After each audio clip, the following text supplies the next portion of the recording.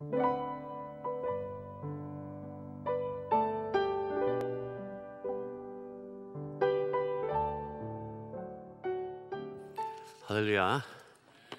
네, 제 앞에 정리할 게 많아 시간이 많이 걸려 죄송합니다. 여러분 다시 만나 뵙게 돼서 너무나 반갑습니다. 여러분 안 반가운 표정이신데 저 그럼 퇴장하는 수가 있습니다.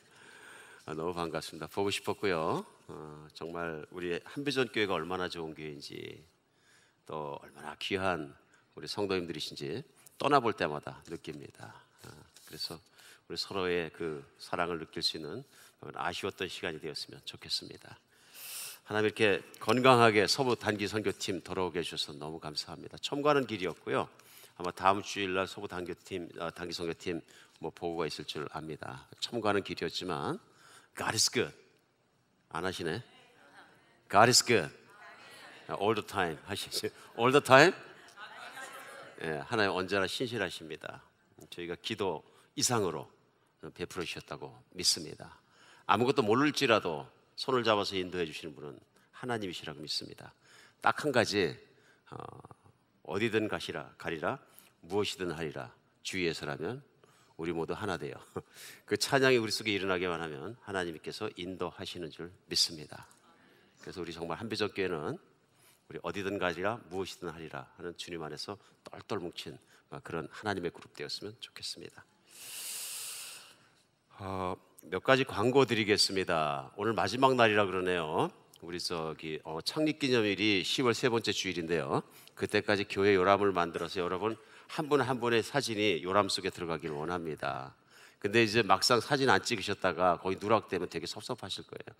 오늘 마지막 날이니까 꼭 사진 찍으시기 바랍니다. 그리고 몇 분들은 교회 등록 그 서류들에 미비된 부분도 있는 것 같아요. 그래서 내가 등록 신청서를 안 쓰신 분들은 오늘 자기들이 이렇게 써서 내주셔야 요람에서 절대로 빠지지 않습니다. 여러분 요람에서 이름 빠지면 굉장히 섭섭합니다. 그래서 제가 요람을 내면서도 참 조심스러운 게 뭐냐면 혹시라도 열심히 잘 하겠지만 오자 탈자 있어서 또 혹은 이름이 누락돼서 시험 드시지 않을까 제 걱정이 많이 됩니다.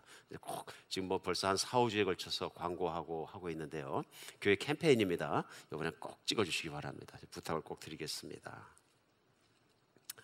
10월 4일 주일학교 PTA 모임이 있습니다. 주일학교에 내 자녀가 있으신 분들은 이번에는 진짜로 다음 주일이죠. 참석 안 하시면 안 됩니다. 왜냐하면 전도사님이 새로 오셨기 때문에 전도사님이 새로 뵙고 우리 아이들이 영적으로 어떻게 성장하는가 가족과 우리 사역자와 같이 키우셔야 됩니다. 근데 그 교육자와 커뮤니케이션이 안 일어나면 애들이 뭘 하고 있는지 뭘 할 건지 아무 관심이 없으면 우리 아이들을 팽개친 거나 마찬가지입니다. 그러시면 안 됩니다. 그런 분이 한 분도 없을 줄 저는 믿습니다. 최소한 참석하는 건 할 수 있잖아요. 그러니까 다음 주일날은 주일학교 자녀가 있으신 분들은 교제 때 점심밥을 받으시면 그 밥을 들고 지정된 장소에 가서 같이 식사하시면서 우리 윤누리 전도사님과 함께 우리 PTA 시간에 꼭 참석해 주길 간절히 부탁드리겠습니다. 모든 은혜는 참석하는 것부터 시작합니다. 내가 얼굴이 안 나타나고 내가 거기 없으면 소용없습니다. 나는 남일 뿐입니다. 그래서 아이를 사랑하는 마음으로 꼭 참석해 주길 제가 간절히 부탁드립니다. 우리 난민 선교하고 있는 시리오프에서 로리김 사모님 이메일 보내셨는데 2대가 있긴 있지만 벤이 또 한 대는 오하이오를 가야 되고 이렇게 돼서 아이들 픽업하고 하는데 중고 벤을 한 대 사기 위해서 22,000불 기금 마련을 시작한 것 같네요. 주보 참조하셔서 나는 여기에 동참하고 싶다. 그러면 얼마가 됐든 간에 봉투했다. 다음 주에는 벤 기금입니다. 시리오프입니다. 이렇게 명기를 하셔야 됩니다. 우리 늘 하는 것처럼 저희 한비전교회에서는 선교나 목적 헌금으로 여러분이 기재하시면 다른 데 가지 않고 우리 관리재정부에서 꼭 그 사역부에 나갈 수 있도록 보내는 줄로 제가 믿습니다. 그래서 여러분 헌금하실 때 성령이 감동 주시면 목적을 꼭 기입하셔서는 그렇게 특별 헌금을 해주시기를 동참해 주시기를 부탁드립니다. 지난 주말에 금요일날 오후에 안타깝게도 우리 김보인 자매님 남편 저스틴 거셀 형제가 주님 앞으로 가셨습니다. 그동안 이 암으로 말미암아 많은 고생해 왔는데 그동안 기도해 주신 여러분께 감사하고, 그러나 제가 이제 들락거리면서 호스피스에서도 이제 그를 봤는데 마지막 가시는 순간 정말 아름답게 편안하게 가셨어요. 병으로 고통받을 때보다 얼마나 편안하고 아름다운 마지막이 됐는지 모릅니다. 가족에게도 그것이 위로가 되는 것 같습니다. 비록 젊은 나이에 어린 두 딸과 아내를 남겨놓고 소천할 수밖에 없었지만은 우리 오늘 오후 5시에 예배 갔습니다. 우리 환송 예배 갔는데요. 우리 꼭 한번 여러분 참석하시기를, 같이 위로해 주시기를 제가 당부드리겠습니다. 오늘 이제 교회 안에 또 힘들고 슬픈 일도 있지만 좋은 일도 있습니다. 교회에 광고 드린 대로 새로운 교육자가 오셔서 오늘 여러분에게 소개해드리겠습니다. 우리 윤누리 전도사님은 하나님 안에서 준비되신 사역자라고 저는 믿습니다. 고등학교 때 미국에 이민 오셔서 계속 미국에서 교육을 받았습니다. 그래서 윌러 하이스쿨을 마치시고 대학과 대학원을 모두 아틀란타에서 마치셨습니다. 그래서 마스터는 특별히 커뮤니티 카운슬링 상담학을 멀서 유니버시티에서 전공하셔서 현재 그 페네시아인가요? 그렇죠? 우리 그 에이시안 아메리칸 센터에서 상담을, 특히 중독자 상담을 또 하고 계시고, 우리 한비전 교회가 소속되어 있는 남침내 교단은 세계에서 가장 많이 선교를 합니다만은 2개 선교부가 있습니다. 국내 선교부와 해외 선교부가 있는데 그 중에 국내 선교부인 노스 아메리칸 미션 보드에서 일하고 계십니다. 거기서 또 섬기고 계시고, 그동안도 교회를 많이 섬기시고 사역하셔서 한빛 장로교회와 중앙장로교회에서 한 12년간 어린이 사역과 청소년부 사역을, 이세 사역들을 쭉 담당해 오셨습니다. 그래 마침 저희와 기회가 되어서 하나님 인도해 주셔서 이제 지난주부터, 이미 제가 오지 않아 소개를 못 드렸습니다만은 우리 주일학교를 담당해서 사역을 시작하였습니다. 2 아들이 있으시고요, 남편이 있으시고 화목한 가정을 꾸리고 계십니다. 우리 윤누리 전도사님 나오실 때 우리 큰 박수로 환영해 주셨으면 좋겠습니다.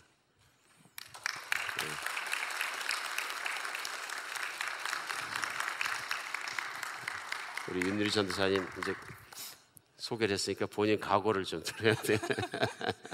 네, 한비전 가족들을 이렇게 만나게 돼서 너무 반갑고요. 또 하나님께서 한비전 교회에서 하실 사역에 굉장히 많이 기대가 됩니다. 여러분 만나게 되어서 너무 반갑습니다. That's it? 오케이. 잠깐만요, 전도사님. 자, 우리 시작하면서 우리 블레싱하기 원합니다. 성령이 블레싱해서 임재하시도록, 기름 부으시도록, 아이들을 잘 길러낼 수 있도록 지혜 주시도록 이 시간 우리 다 함께 힘을 다해서 축복하고 기도합니다. 예, 하나님 이 시간 성령으로 임재하여 주셔서 주님 사랑하시고 주님께서 준비하시고 오늘 이 자리에 같이 동역하고 주님의 몸을 섬기도록 보내주신 윤누리 전도사 말미암아 우리 주님을 찬양하고 저희가 기뻐합니다.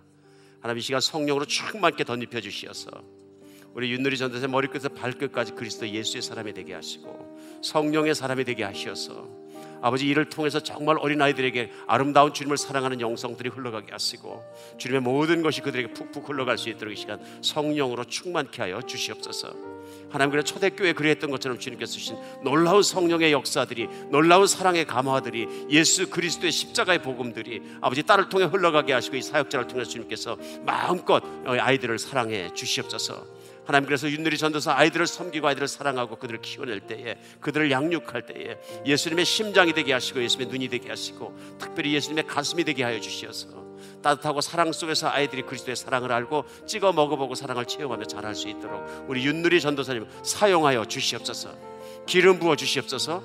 하나님 능력 주시옵소서. 하나님 성령의 힘으로 사역할 수 있도록 주께서 덧입혀 주시옵소서. 부르심 가운데 주님 소망이 있었으나 그 소망 위에 주님께서 능력의 영으로 덧입혀 주셔서 성령의 파워로, 성령의 권능으로 사역하게 하여 주시옵고 그리스도 예수의 십자가의 사랑으로 사랑할 수 있게 하여 주시옵소서. 하나님, 교회가 그래서 정말로 어린이부터 희망 있는 교회가 되게 하시고 다음 세대가 3세대가 일어나게 하여 주시옵소서. 아버지, 그래서 제3세대가 일어나서 이 교회와 모든 것과 지역과 열방을 깨울 수 있는 그런 세대를 일으킬 수 있는 놀라운 사역자 되게 할 줄 믿습니다. 그리스도 예수 이름으로 기도합니다. 땡큐. 축복합니다.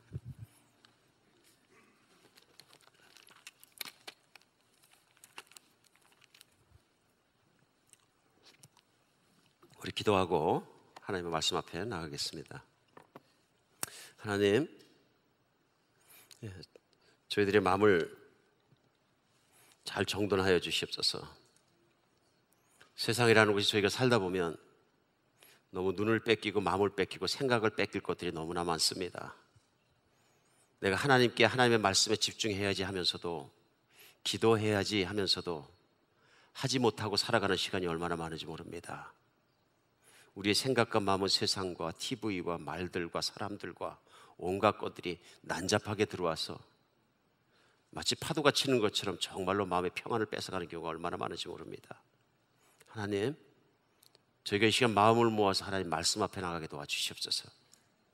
하나님의 말씀이 우리 마음을 정돈케 하여 주시고 우리의 마음이 진리로 말미암아 다시 한번 정돈받아서 주님 앞에 새로워지는 시간 되게 하여 주시옵소서. 하나님, 오늘도 부족한 거 말씀 들고 주님의 앞과 주님 사랑하시는 성도님들 앞에 섰습니다. 부족한 거 겸손하게 낮춰주시고 주님 뒤에 감추어 주시어서 주님의 진리와 말씀만 나아가는 시간 되게 하여 주시옵소서. 그리스도 예수 이름으로 기도합니다.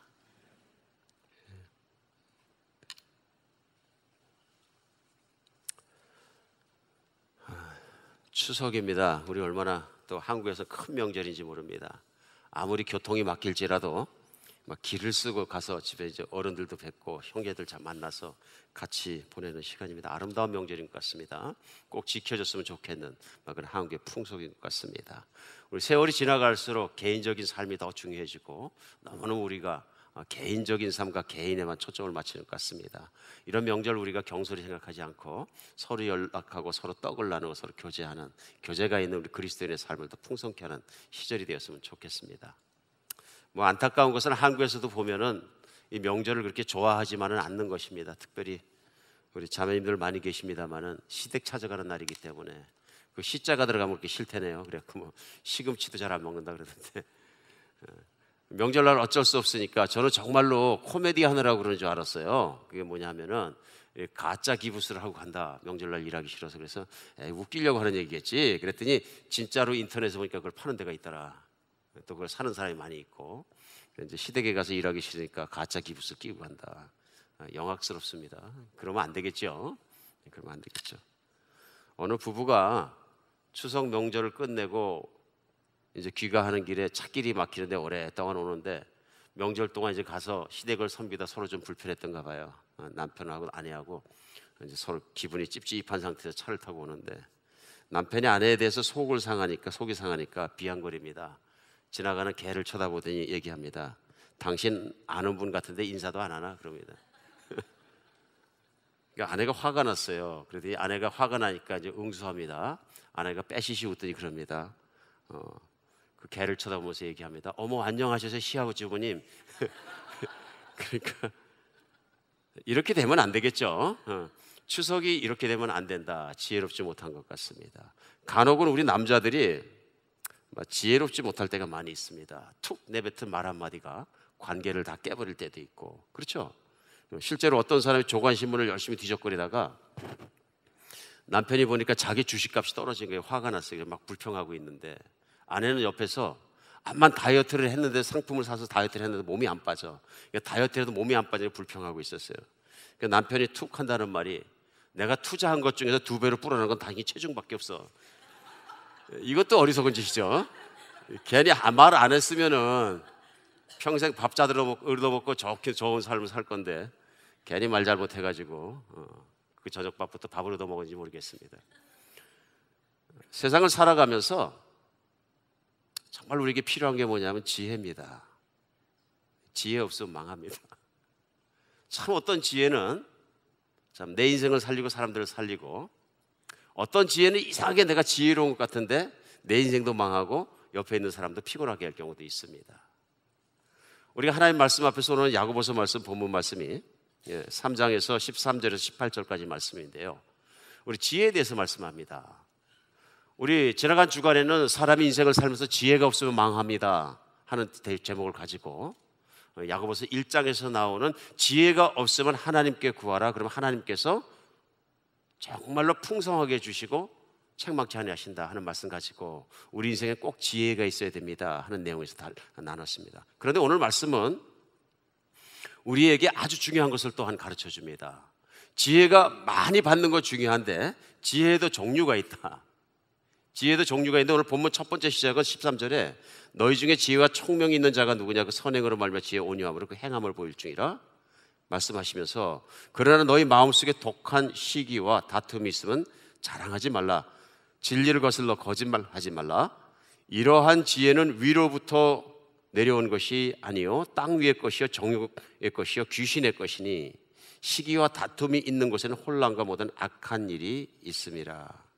17절에는 오직 위로부터 난 지혜는 첫째 성결하고 다음에 화평하고 관용하고 양순하며 긍휼과 선한 열매가 가득하고 편견과 거짓이 없나니 화평하게 하는 자들은 화평으로 심어 의의 열매를 거두느니라. 오늘 야고보서 3장에서 나온 하나님 말씀은 지혜가 많기만 하면 무조건 좋은 것이 아니라 지혜의 종류가 있다. 종류가 있는데 어떤 지혜는 우리를 망하게 하고 죽게 하고 어떤 지혜는 우리를 세우고 흥하게 하고 인생을 행복하게 해줄 수 있다 하고 말씀하시는 것입니다. 지혜가 많은 것 중에 한 것이지만 우리는 분명하게 지혜를 분별해야 된다는 말씀을 오늘 아침 우리 배우지 않으면 안 됩니다. 특별히 우리 예수 그리스도를 믿는 신앙인들에게는 우리가 정말로 헷갈리기 쉬운 게 뭐냐 하면요, 이 지혜라는 것을 세상 사람들이 생각하는 지혜와 성경에서 말씀하시는 지혜가 전혀 다르다 하는 얘기입니다. 세상하고요. 세상에서 말하는 지혜는 뭐냐 하면요, 현실을 파악하고 미래를 예측하는 능력을 말합니다. 그러니까 쉽게 생각하면 어떤 이치를 깨닫고 혹은 어떤 사리를 분별하는 것을 지혜라고 합니다. 그렇죠? 그래서 세상에서 얘기하는 지혜로운 사람들이라는 것은 뭐냐면 세상의 때를 깨닫고 기회를 깨닫고 그 기회를 놓치지 않고 그것을 잘 활용해서 자기 인생에 유익된 길로 만들어가는 것, 이게 지혜라고 합니다. 그래서 지혜는 예측을 통해서 어떤 재물이나 명예나 권력 등을 얻을 수 있는 우리 안의 능력들을 지혜라고 합니다. 그래서 때에 따라서는 그런 지혜를 얻기 위해서 우리가 많은 시간과 노력과 심지어는 돈을 투자할 경우도 있다 하는 것입니다. 그래서 생각해보면 세상에서 내가 행복하고 잘 살기 위해서 많은 사람들이 하는 게 뭐냐면 세상에서 잘 먹고 잘 살기 위해서 시간과 노력과 모든 인생을 투자하는 거예요.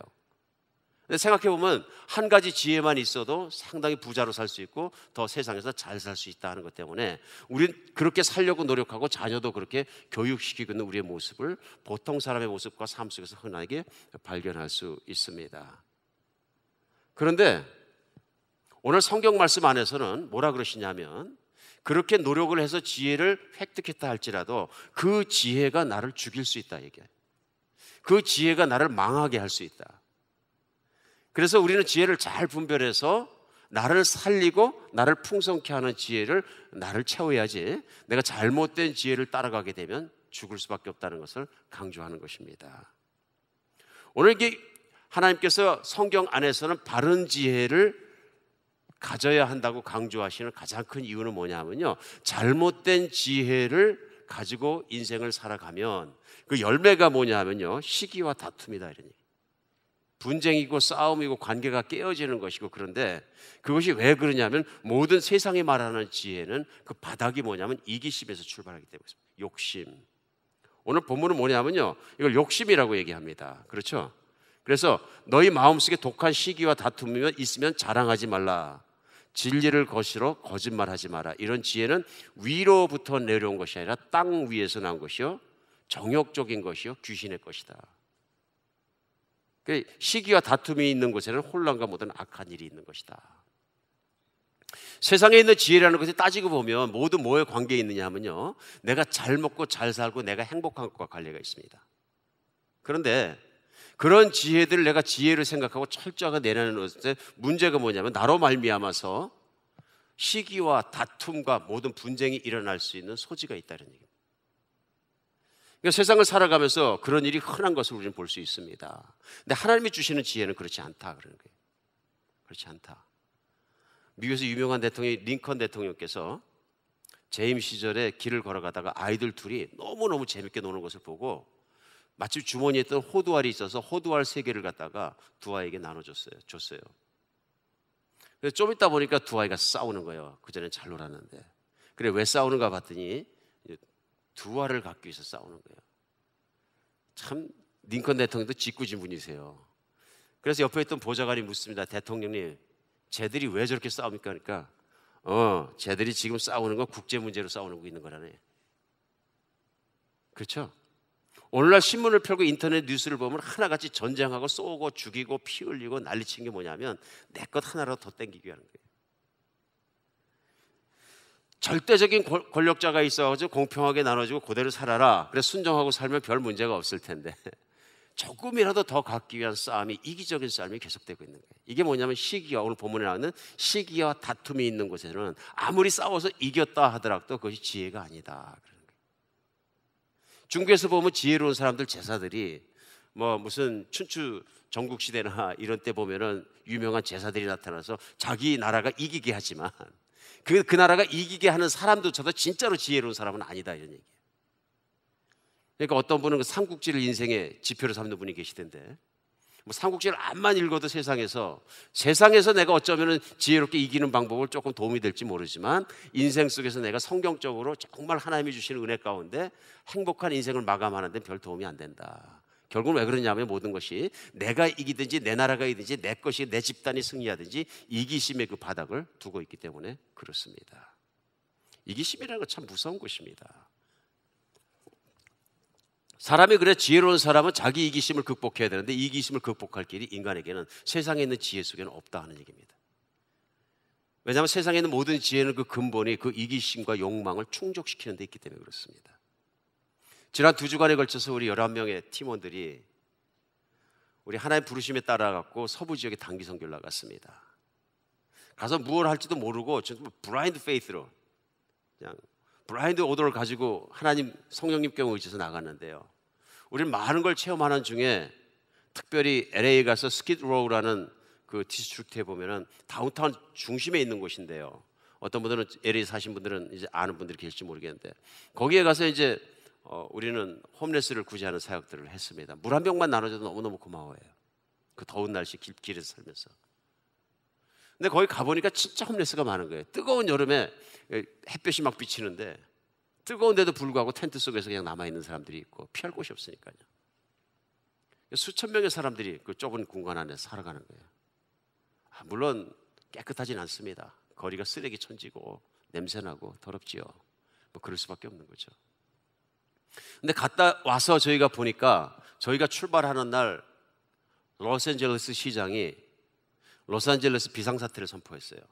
그 State of Emergency를. 그 이유가 뭐냐 하면 끝없이 늘어나는 홈레스 때문에. 이제는 시가 감당할 수 없고 시 전체가 문제가 일어날 만큼 그랬다. 왜냐하면 시 중심에 모여있는 홈레스들을 내쫓았더니 그분들이 어떻게 되냐면요, 서버번까지 다 들어간 거예요. 그래 추측에 의하면 2만 5천 명 이상 되는 홈레스들이 이제는 중심에만 스키드로우에 모여있는 것이 아니라 시 전체에 막 퍼져서 살다 보니까 온 시가 홈레스로 몸살을 앓는 거예요. 근데 문제는 뭐냐면 그런 사람들이 자꾸 늘어가는 거예요. 근데 그 홈레스 중에서는 직장을 나가는 홈레스들이 많아지는 거예요. LA 지역의 부동산 값이 비싸지고 생활 코스트가 올라가니까 자기가 직장 나가서 일하는 임금을 받아가지고는 집을 지키고 살 수 있는 능력이 없으니까 직장은 나가는데 길바닥에 살 수밖에 없는 사람들이 막 늘어나는 거예요. 지금. 그냥 돈이 없는 거죠.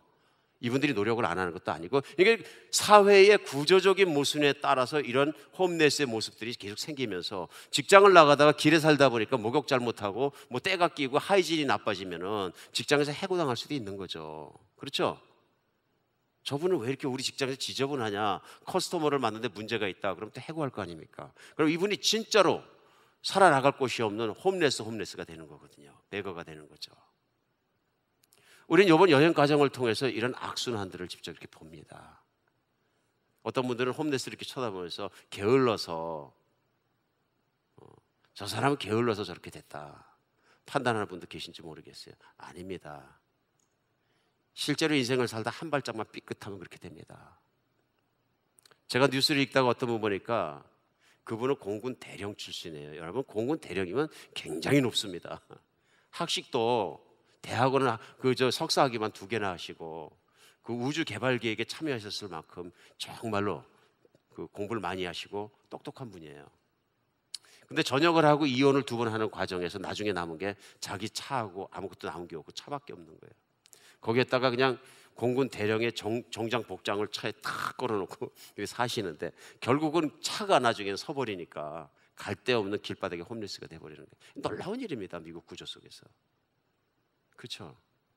이혼 2번을 하니까 이렇게 되더라. 우리 인생을 살아가면서 나만 생각하면 아무것도 보이지 않습니다. 누가 배가 고픈지 어쩐지 아무것도 보이지 않습니다. 근데 성경은 이런 삶을 지혜로운 삶이라고 하지 않습니다. 왜냐하면 우리 인생의 결과는 결국 영원한 인생의 결과를 남기기 때문에 그렇습니다. 오늘 내가 무엇을 위해 사느냐, 어떻게 사느냐 하는 것들은 우리가 영원한 인생을 살아갈 때 어떠한 결과를 가져오느냐 하는 거 오늘 결정합니다. 그리고 실제로 살아가면서 보면은 나만 배부르고 내 욕심만 채우고 나만 하기 위해서 사는 것보다 누군가를 같이 살고 어울려 살고 도와준다는 것이 우리를 얼마나 행복하게 하는지 모릅니다. 정말 그렇습니다. 그 조금만 나누면 내 인생이 얼마나 풍요로워지는지 우리는 그걸 배울 수 있습니다. 실제로 이번 여행 과정 중에서도 저희가 무슨 큰 음식을 사가지고 몇 달 먹을 음식을 한 분 한 분에게 나눠주고 그러면 좋겠죠. 집을 해결해 주면 더 좋겠죠. 저에게 그런 능력이 사실 없었거든요.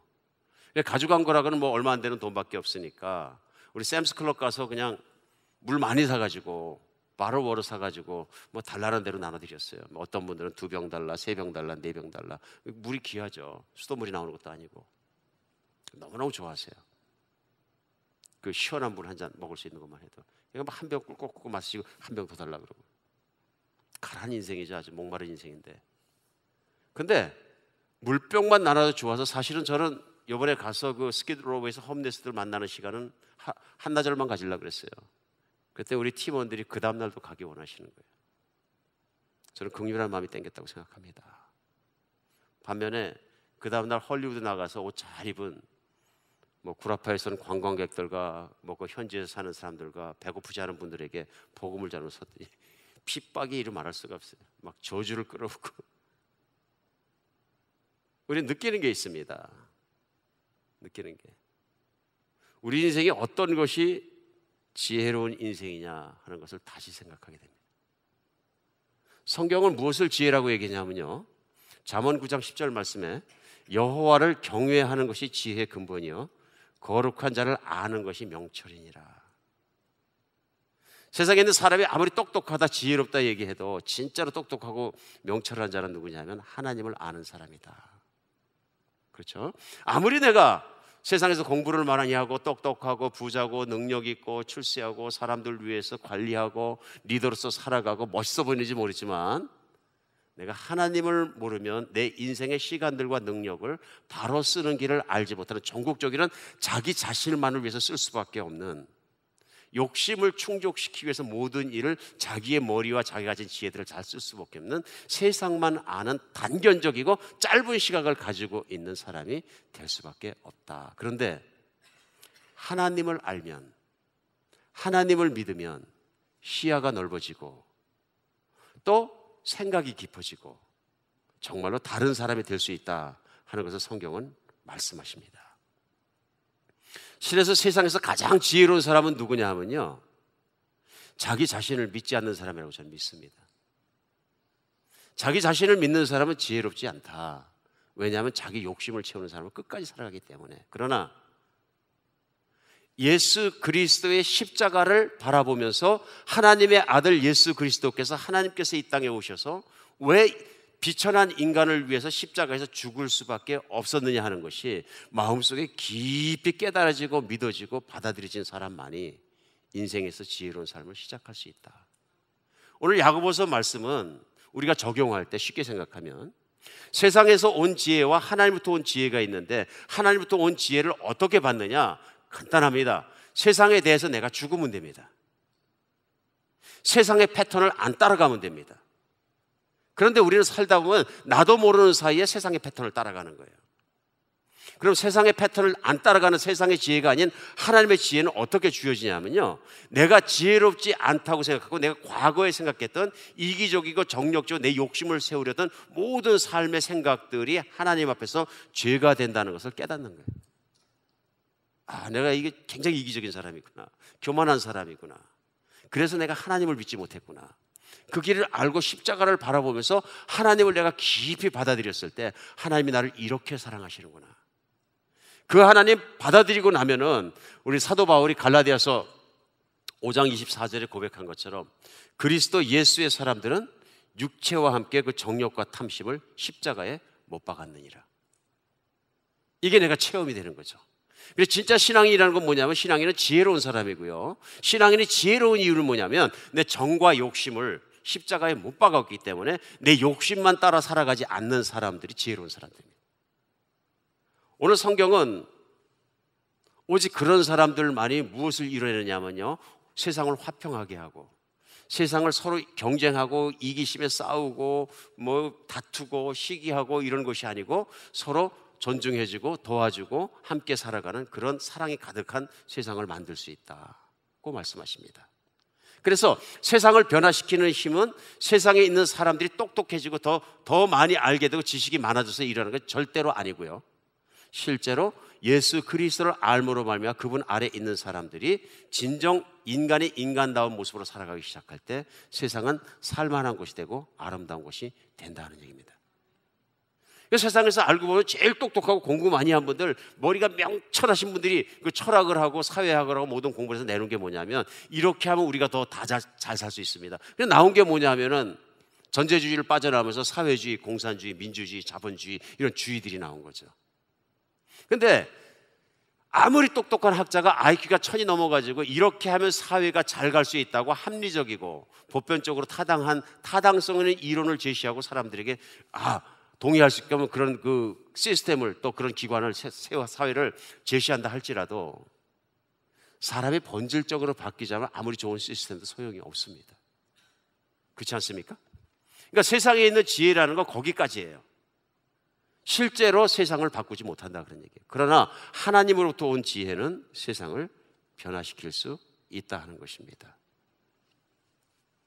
오늘 본문 가운데 우리가 볼 수 있는 건 우리 신앙인들, 특별히 예수님을 믿는 사람들 안에서도 주의 깊게 들어야 되는 말씀인 것 같습니다. 우리 신앙인들의 최고의 관심이 뭡니까? 하나님 나라가 잘 되는 것입니다. 하나님 나라를 이 땅 가운데 구현시켜 나가는 교회거든요. 그러니까 교회가 잘 되는 거예요. 특별히 이민생활 하시는 분들은 최고의 관심사가 뭐냐면 알고 보면 교회예요. 어떤 분들은 자식이 먼저인 것 같고요. 근데 가능하면 교회가 먼저 있으면 좋겠습니다. 근데 교회에 대해서 관심이 많다 보니까 교인들 몇 가지 모여서 저녁 먹고 식당에서 밥 먹다 보면 무슨 얘기합니까? 교회 얘기하죠. 좋은 얘기, 나쁜 얘기? 웃으시잖아요. 왜 웃는 거예요? 이상하게도 좋은 얘기는 안 하는데 나쁜 가십은 자꾸 떠올라오거든요. 자꾸 얘기하면 맛있어요, 그게. 그러니까 교회가 10가지 잘하는 일이 있어서 한 가지 이슈가 있으면 그 이슈를 가지고 자꾸 얘기를 하다 보면 왠지 모르게 나쁜 교회 같이 돼. 무서운 일이죠. 이게 무서운 일이 왜 그러냐면 예수님을 믿는 교인들에게까지 지혜에 대해서 잘못된 분별력을 갖게 되면 세상에서 말하는 대로 교회는 이렇게 되지 잘 돼 하는 자기 주장과 자기 이론과 보편적이고 타당한 자기 이론을 가지고 주장하고 자꾸 얘기를 하다 보면 세상의 정치판에서 일어나는 똑같은 분쟁과 분열과 시기와 다툼과 아픔과 전쟁이 일어난다는 얘기. 말하고 싶지 않지만 근자야 한국에서 일어나고 있는 어떤 충돌들에 대해 교회 충돌들에 대해 제가 참 안타깝게 생각합니다. 물론 어떤 분들은 이제 그 강남의 한복판에서 교회가 커지고 위상이 커지고 막 그러면은 막 수만 명의 교인들이 있고 또 막 그냥 교회에서 여러 가지를 사역할 수 있으니까 성경적으로 좋습니다 하고 그런 성공적인 교회에 대해서 주장할 수 있는데 또 교인들 어떤 분들은 교회는 그런 것이 아니고 가난한 자에게 뛰어들고 선교를 하고 이렇게 나가는 게 맞지 교회를 막 세우고 안 이게 두 세력이 부딪히니까 쌈나잖아요. 나중에 자기 의견이 관철 안 되니까 어떤 분들은 아마 무리를 줘서 교회 밖으로 나가서 피켓을 써들고 강남 대로를 휘적거리고 다니면서 사람들 출근길에 바쁜데 교회 데모를 하고 막 몰아내라 무식 목사 해가지고 막 또 그렇게 행진을 하고 데모를 하고 교회를 밀고 들어가고 싸우고 막 그런다는 얘기를 듣고 안타깝습니다. 이런 시기와 다툼과 분쟁과 싸움과 이건 세상에서 일어나는 것이거든요. 그러니까 세상 사람들이 보면서 교회가 세상과 다를 게 하나도 없구나. 세상이 감동하지 않습니다. 세상은 교회가 이기심이 하나도 없어지고 교회가 건물을 못 짓더라도 나가서 길에 쓰러져 있는 사람들을 끌어안고 죽어가는 그 사람들을 구제해냈을 때 세상은 눈물 흘려 같이 감동합니다. 그게 그리스도 예수 우리 주님이시거든요. 우리가 주님을 정말로 잘 알고 잘 따라가고 주님의 지혜로 살아갈 수 있는 여러분과 제가 되었으면 좋겠습니다. 우리 인생 마찬가지인 것 같습니다. 세상 사람들이 하는 지혜대로 아이들을 키우고 세상 사람들이 하는 지혜대로 세상을 살기 위해서 몸부림친다 그러면 우리는 진짜 아름다운 지혜와 놀라운 지혜, 예수 그리스도 안에 있는 놀라운 지혜, 내가 행복해지고 만족할 수 있는 지혜를 충분히 갖고 있음에도 불구하고 예수님 밖에서 지혜를 찾는 어리석음을 범할 수 있다. 예수 그리스도면 충분합니다. 만약에 세상에 우리가 살아가면서 내가 행복해지는데 예수 그리스도로 충분하지 않은 것이 있다 그러면 오늘 성경이 거짓말입니다. 그래서 저는 확신합니다. 예수 그리스도를 철저하게 믿고 그분만 바라보고 이제는 정말 예수 그리스도와 함께 십자가에 죽고 예수 부활과 그러니까 새 생명으로 태어난 사람은 예수님으로 만족할 수 있습니다. 오늘 아침에 제가 교회 나와서 첫 번째 한 일은 아이패드를 열어서 찬양 한 곡 들었어요. 저도 왠지 모르게 왔다 갔다 세상에서 왔다 갔다 하면 순간적이나마 마음이 막 뺏길 때 했어요. 그러니까 찬양을 듣다 보면 마음속에 그 진리가 들어오면서 예수님을 다스려지면서 제가 행복해져요. 근데 이 행복은 제가 육신적인 욕구가 다 만족되기 때문에 오는 행복이 아니거든요. 하나님의 사랑이 내 안에 있다든가 모든 것들이 있다면서 찬양하면서 내 마음이 기뻐지고 내 안에 있는 믿음이 내 안에 밖에 있는 환경을 다스리는 힘인 거죠. 저는 이것이 믿음에서 오는 하나님이 주시는 지혜라고 생각합니다. 그러니까 모든 게 시끄럽다가도 아침에도 음악 들어놓고 내 주의 은혜 강가로 십자가의 강가로 들으면 하나님이 나를 십자가에 피 흘려 죽기까지 사랑하신다는 게 믿어지면 세상에 아무도 안 부럽고 세상에 아무것도 더 갖고 싶은 게 없는 거죠. 우리는 믿음의 은혜, 믿음의 지혜, 그런 눈을 통해서 이제 세상을 보면 내가 세상 사람들 위해 무엇을 군림할까가 아니고 정말로 세상을 내가 어떻게 섬겨서 주님처럼 아름다운 세상, 행복한 세상, 또 주님을 알릴 수 있을까 하는 생각을 하게 된다는 것입니다. 오늘 주님의 지혜로 가득 채워지는 여러분과 제가 되었으면 좋겠습니다. 세상의 지혜 가지고는 이렇게 할 수 없습니다. 오직 십자가에 그리스도와 함께 죽고 예수로 살고 나는 죽은 사람만이 체험할 수 있는 지혜가 하나님으로부터 하늘로부터 내려온 양순한 지혜입니다. 그래서 우리 첫 번째 오늘 본문 말씀 가운데 배울 건 뭐냐 하면요, 진정한 지혜는 십자가를 통해서 옵니다. 나의 육신의 욕망을 잠재울 수 있는 십자가를 통해서 예수님의 믿음에 들어갔을 때 지혜는 내려오기 시작합니다. 그런 경험이 없고 그런 믿음이 없으면 하늘에서 내려온 지혜는 받을 수가 없다 하는 얘기입니다. 오늘 본문의 두 번째 우리가 가르쳐주는 게 뭐냐면 진정한 지혜는요, 행할수록 하늘에서 내려온 지혜대로 우리가 살아갈수록 인간다워집니다. 17절 18절 다시 보겠습니다. 오직 위로부터 난 지혜는 첫째 성결하고 다음에 화평하고 관용하고 양순하며 긍휼과 선한 열매가 가득하고 편견과 거짓이 없나니 화평하게 하는 자들은 화평으로 심어 의의 열매를 거두느니라. 오늘 여기 나와 있는 화평, 관용, 양순, 긍휼, 선한 열매, 편견과 거짓이 없는 완전한 지혜, 그 다음에 화평으로 심어 의의 열매를 거두는 모든 것들이 뭐냐면요, 예수 그리스도의 성품이거든요. 그러니까 예수님의 마음을 가지고 예수님의 진리를 가지고 예수님을 따라 사는 사람에게는 하루하루 그렇게 예수님이 주시는 지혜를 갖고 따라 살다 보면은 내 삶에 그런 열매들이 맺히게 된다. 이 열매는 지혜롭게 산 열매인데요, 그 사람의 인생이 얼마나 지혜로우냐 하는 것은 바로 누구를 바라봤느냐에 따라서 달라진다. 인간이 가장 인간적인 모습이고 가장 아름다운 인간의 모습이 되는 것은 한 가지밖에 없습니다. 예수님을 계속 바라보고 그분이 주시는 말씀과 지혜 가운데 살아갔을 때. 그렇죠? 인간이 가장 성숙한 인생, 가장 아름다운 인생을 살고 인간다운 모습을 보이기 위한 유일한 길은 예수님을 바라보는 것입니다. 어느 분 그러시더라고요. 목사님 설교 맨날 똑같잖아요. 같은 데로 가는 것 같아요. 그게 이제 제가 누구한테 많이 듣던 말이냐면은 이제 안 믿는 분들한테 많이 들었던 얘기예요. 전도하면서 그분들이 전도 못치 하면 막 그냥 막 거부감을 느끼시니까 할 수 없이 제가 이제 세상 얘기부터 시작해서 영적인 얘기하고 그다음에 예수님 얘기를 하거든요. 근데 가만히 듣다 보면 마지막에 뭐예요? 예수님 얘기거든요. 그러니까 거기서 시작했는데 왜 또 예수님으로 갑니까? 근데 그게 가고 싶어 가는 게 자동으로 가는 거죠. 왜냐하면 예수님은 태초부터 세상을 만드신 분이십니다. 그렇죠? 하나님은 목적을 가지고 인간을 만드셨는데 인간은 욕심 때문에 타락했습니다. 욕심 때문에.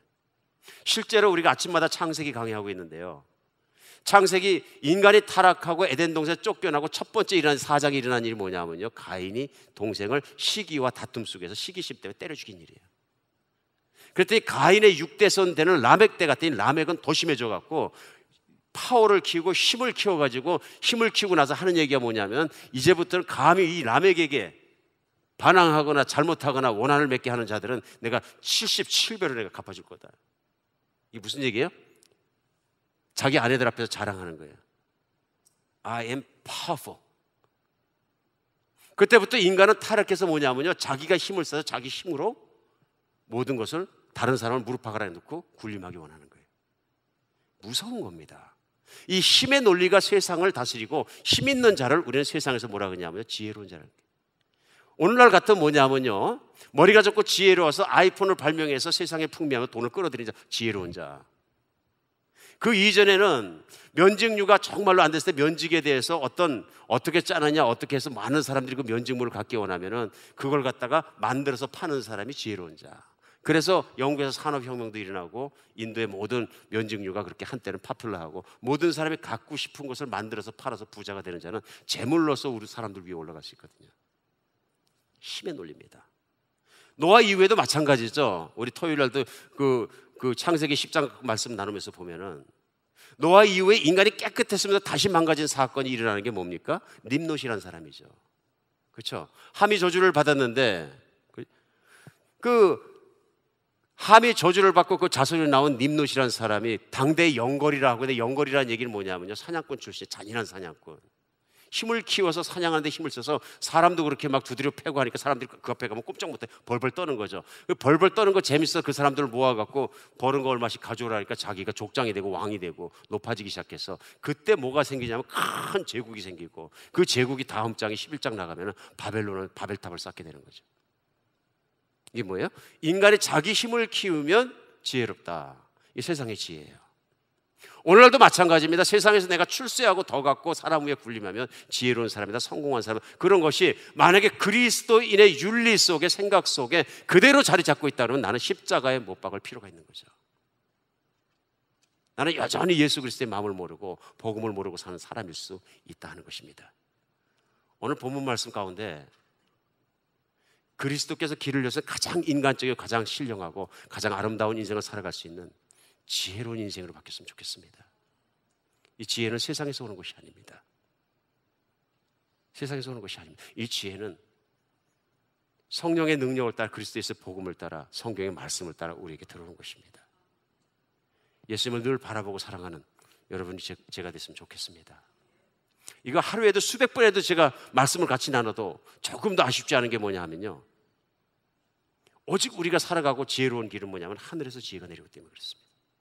기도를 통해, 말씀 묵상을 통해서, 우리가 하나님을 찬양하고 하나님의 관계를 통해서 하나님이 주시는 지혜 가운데 믿음으로 살아가는 우리 여러분과 제가 되었으면 좋겠습니다. 지혜는 세상에서 오지 않습니다. 우리 자녀들도 하나님께서 오는 지혜를 가르치는 여러분과 제가 되었으면 좋겠습니다. 기도하겠습니다.